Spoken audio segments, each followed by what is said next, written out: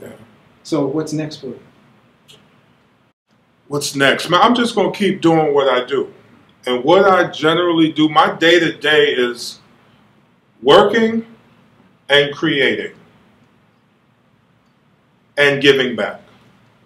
That's generally what I want to do from here on out. I just would hope to do it on a greater scale. Right. For example, one of my truck drivers, I was about to hire him, and he calls and he's asking if I could buy him some groceries. And I said, okay, you know, I went shopping for him. My wife and I went shopping for him. When I got there and I started taking the groceries out and I was starting to give it to him and his children. And he came out and hugged me, and tears were was in his eyes, and his children are grabbing my leg, and it turned into something altogether different for me. You know, I was doing it, you know, like I said, we do it on Christmas and Thanksgiving as a family. But this was a Tuesday. And I just did that, and I felt so gratified, man, after I did it.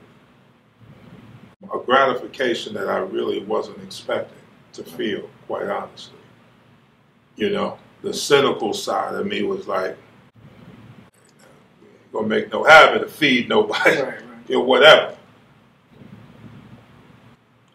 Man, I gave that food to the family. I was so glad I bought them Cinnamon Toast Crunch instead of the Cheerios my father used to get us all the time with no sugar, no nothing.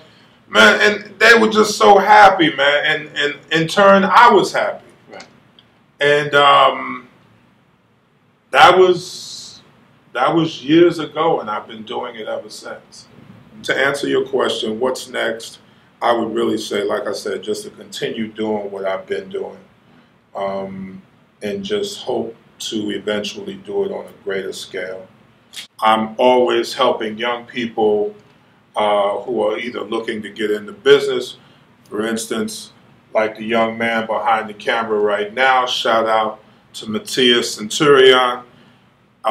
He's definitely been my right-hand man outside of my brother who DP'd the project. And I'm working with young guys who are looking to get into the business.